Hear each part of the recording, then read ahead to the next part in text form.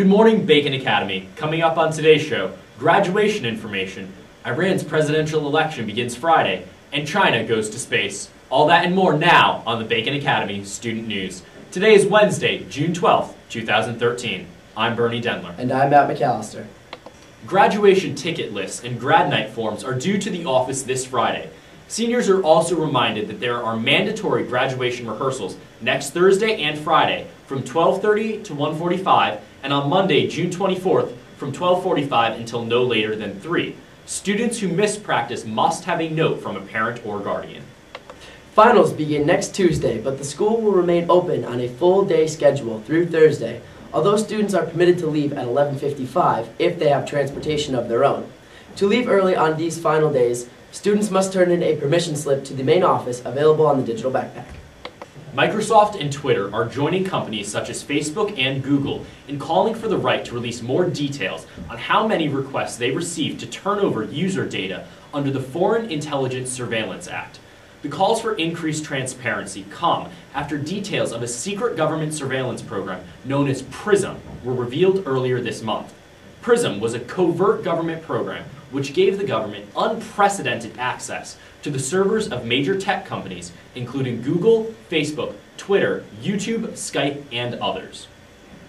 More than 900 prisoners at a state penitentiary in Colorado were evacuated due to the approaching wildfires. Department of Corrections spokeswoman Adrienne Jacobson said Wednesday that the inmates from Colorado Territorial Correctional Facility were taken to other prisons around the Front Range during the night. Many of the prisoners were evacuated by bus, including 24 from the infirmary, to protect them from the smoke. The fire has not reached the prison yet, but the evacuation is just a precaution.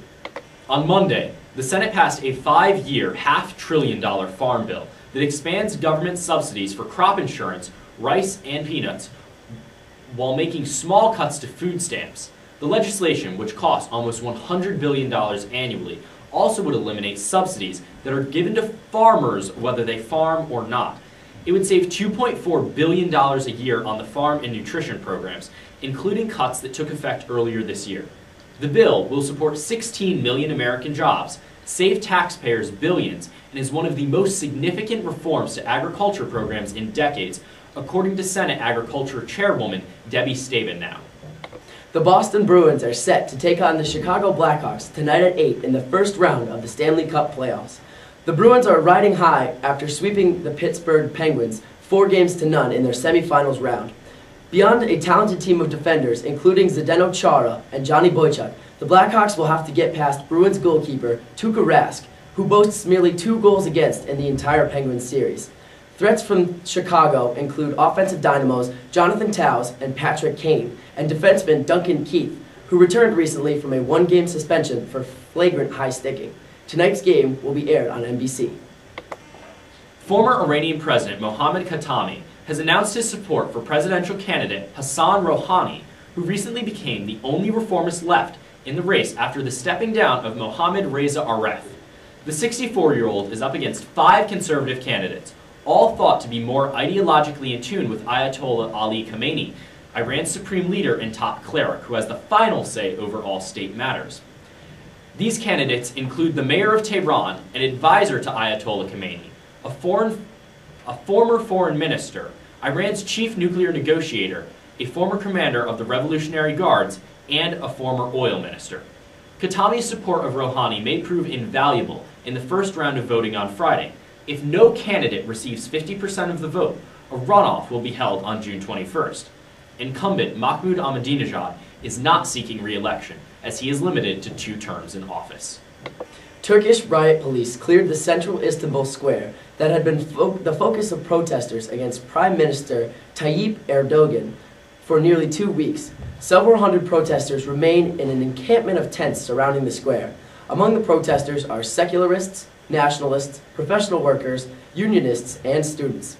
Some demonstrators accuse Erdogan of increasingly authoritarian conduct, and others charge that his police are too often shaped by a religious agenda. Erdogan, though, has stated that he, not the protesters, guarantees democracy. Russia's lower house of parliament, the Duma, has passed a law imposing heavy fines for providing information about homosexuality to people under 18. The measure will become law when approved by the upper house and President Vladimir Putin. The Duma also passed a bill that imposes up to 3 years in jail to those who offend religious believers. This law comes in the wake of imprisoning members of the punk band Pussy Riot for performing an anti-Putin protest in an Orthodox cathedral in February 2012. This law will also take effect after approval from the upper house and President Putin. Yesterday, China's Shenzhou 10 launched, carrying 3 astronauts in China's 5th ever manned space mission. The capsule, which deployed from its rocket 9 minutes after launch, is set to dock with China's space station, Tiangong. The mission's crew, which includes China's 2nd female astronaut, is set to spend 15 days on the small station before returning to Earth. That's all for today. Join us again tomorrow for more school, local, national, and world news. And remember, you can catch us online too at youtube.com/BA Student News.